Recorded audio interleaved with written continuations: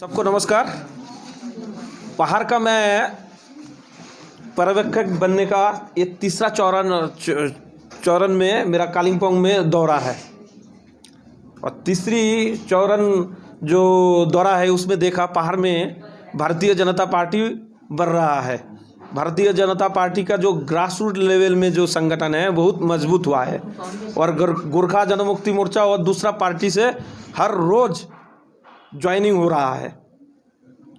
और हम लोग देखा जो गोरखा समाज 2009 से जब बंगाल में कोई सांसद नहीं था, इस गोरखा समाज ने बीजेपी को खाली हाथ नहीं दिया।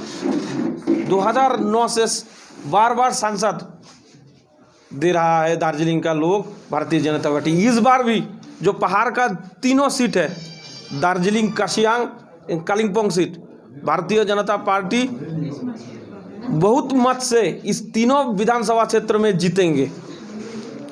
चाहे हम लोगों का जो मित्र घटक है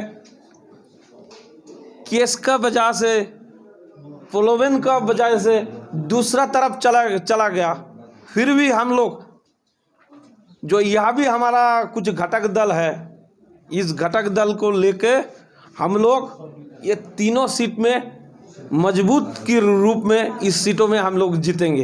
और अभी हमारा प्रेसिडेंट नया अच्छा बहुत गोरखा जनमुक्ति मोर्चा तोड़ के आ गया, उनको नेतृत्व में पहाड़ में बहुत अच्छा संगठन हो रहा है। प्रेसिडेंट ने हमको बताया काल भी ज्वाइनिंग हो रहा है, बहुत बड़ा रूप से गोरखा जनमुक्ति मोर्चा तोड़ रहा है, विमल शिविर भी तोड़ रहा है, तो सब लोग बीजेपी में आ रहा है। बाकी यहाँ का जो पार्टी है विनय तमांग और विमल गुरुंग, मैं आते आते राजीव शर्मा हमारा मित्र है, भारतीय जनता युवा मोर्चा के प्रदेश कार्यकारिणी सदस्य, और वो बता रहे थे जो डुआर्स में एक प्रॉब्लम हो रहा है, जो गोरखा सर्टिफिकेट नहीं मिलने से आर्मी में गोरखा रेजिमेंट में नौकरी नहीं मिल रहा है, वो डुआर्स में हो रहा है। कोई ममता बनर्जी चुपचाप है, कोई बात नहीं वो बोल रहा है। यहाँ का जो एसडीओ है, अलीपुरद्वार का जो एसडीओ है, डीएम है, गोरखा सर्टिफिकेट नहीं दे रहा है। गोरखा सर्टिफिकेट नहीं मिलने से गोरखा रेजिमेंट में गोरखा लोगों का नौकरी नहीं मिल रहा है। अभी गोरखा रेजिमेंट में बाहर का लोगों को लोग आ रहा है, कोटा जो है फुलफिल नहीं हो रहा है। विमल गुरुंग तो ये मुद्दा नहीं उठा रहा है। क्यों विमल गुरुंग ने बीजेपी छोड़ के चला गया? उनका ऊपर केस डाला है। कौन केस डाला है?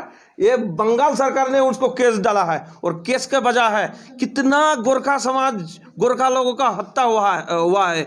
ये बात भूल के विमल गुरुंग ने तृणमूल के साथ हाथ मिला लिया। हम लोग एक कंटेम कर रहा है विमल गुरुंग, जो दिशा से वो गए हैं वो कुछ नहीं होगा।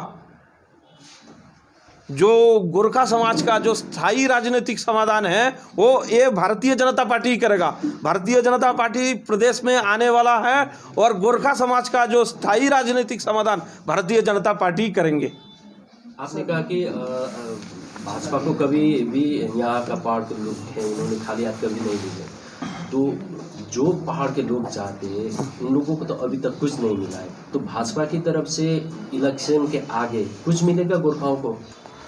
जो स्थायी समाधान है भारतीय जनता पार्टी करेगा। भारतीय जनता पार्टी के प्रदेश में सरकार नहीं था, प्रदेश में सरकार आएगा तो करेगा।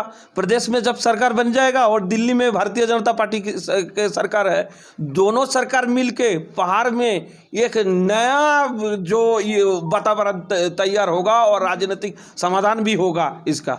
अगले चुनाव से आप लोग बात कर रहे हैं कि ये पॉलिटिकल स्थायी राजनीतिक समस्या की बात जो कर रहे हो आप लोग, ये एक्चुअली स्थायी राजनीतिक समाधान क्या है आप लोगों की तरफ से? क्या है उसका? कोई बनाए, कोई मैप बना हुआ है ये देंगे, मतलब इसका मतलब ये अभी तक कोई खुलासा नहीं हुआ है ना। आप बता सकेंगे कि एक्चुअली ये परमानेंट पॉलिटिकल सॉल्यूशन? देखिए ये तो धीरे धीरे होगा, पहले आने ना। भारतीय जनता पार्टी जब आएगा, हम दावा करके कह रहे हैं और पार्टी का राज्य इकाई को भी बताया, जो हिल है हमारा जो मंत्रालय बनेगा ना, एक पहाड़ का विशेष मंत्रालय बन जाएगा। जो भारतीय जनता पार्टी राज्य में सत्ताधारी पार्टी बन जाएगा, उस समय पहाड़ का विषय लेके एक अलग पहाड़ मंत्रालय बन जाएगा। ये दावा करके हम बता रहे हैं, इधर होगा, ये होगा, एकदम होगा। इस मंत्रालय के अंदर क्या होगा, मतलब गोरखाओं का कैसे, मतलब पॉलिटिकल सॉल्यूशन कैसे होगा? देखिए, वो जो पहाड़ का जो मंत्रालय होगा, जिसमें यहाँ का जो विधायक जीत के जाएगा वही मंत्री बनेगा, वो तो पहाड़ का है। पहाड़ का जो विषय है वो होगा, वो अच्छा तरह जो मंत्रालय में बोल सकेगा वो कैबिनेट में बोलेगा। एक साथ मिला जुला के सब एक साथ हम लोग काम करेंगे। ना पहाड़ का कोई मंत्री बनने से ही गोरखाओं का सपना तो पूरा नहीं होगा। ऑलरेडी आप लोगों का जो पीएम है उन्होंने कह चुके हैं, सिलीगुड़ी में आकर कह चुके हैं कि गोरखाओं का सपना हम पूरा करेंगे। वो सपना की बात कर रहे हैं। अगर मंत्री बनने से ये सपना पूरा हो जाएगा? देखिए, मंत्री बनने से ये सपना पूरा ना मैंने कभी नहीं कहा। मैंने कहा जो मंत्रालय बनेगा और कैबिनेट में रहेगा, कैबिनेट में वो जो मंत्री बन के जाएगा, जो स्थायी राजनीतिक समाधान है कैबिनेट में वो रखेगा विषय, कैबिनेट में वो विषय रखेगा। जो बात आएगा वो वही तो होगा ना। जो बात नहीं खुलेगा तो कुछ नहीं होगा। कैबिनेट में विषय आएगा, इसको करना है, वो करना है, वो होगा उस समय। ऑलरेडी आप लोग कह चुके हैं कि पीपीएस देंगे, हम लोग देंगे, कह चुके हैं। हाँ, हम लोग तो देंगे। मंत्री बनाकर उसको फिर से बात रखना पड़ेगा इसके। मंत्री भी होगा, पीपीएस भी होगा, सब होगा। अब देखते रहिए पहाड़ में। 3 साल तक लगातार पहाड़ का आदमी बीजेपी को जिताते आ रहे हैं, लेकिन 3 साल तक बीजेपी पहाड़ को क्या दिया है? जो गोरखाओं का जो सपना था, गोरखा का जो डिमांड था यहाँ का पहाड़वासियों का, वो सब कुछ दिया बीजेपी की नहीं दिया अभी तक। बहुत कुछ हुआ है पहाड़ में। पहाड़ का जो विषय है, अभी दिल्ली में दार्जिलिंग के बारे में हर रोज चर्चा होता है। देखिए स्टेट देखिए आगे से चल रहा है ना। देखिए स्टेट गवर्नमेंट जब रिकमेंडेशन नहीं करते हैं ना उधर, इसीलिए सब काम अटका हुआ है। स्टेट गवर्नमेंट तो कुछ बात दार्जिलिंग का नहीं उठाते हो ना, तो स्टेट का पावर में आना पड़ता है। स्टेट गवर्नमेंट में जब भारतीय जनता पार्टी आएगा, वो सब जो बंद हुआ रास्ता है ना, सब खुल जाएगा, हमको लगता है। सरकार अगर चाहे तो स्टेट का कोई वहाँ पे दखल अंदाजी नहीं होने से भी काम कर सकते हैं। जैसे जम्मू कश्मीर का भी एक उदाहरण है। हाँ, इसमें स्टेट बाधा हुआ सर। अब क्या किस तरीके से स्टेट बाधा होगा? देखिए, जिस समय आएगा एक साझा रणनीति होगा। एक साझा रणनीति, बंगाल सरकार, दिल्ली सरकार और गोरखा टेरिटोरियल एडमिनिस्ट्रेशन का जो होगा साझा एक रणनीति होगा। इस साझा रणनीति में वो सब होगा।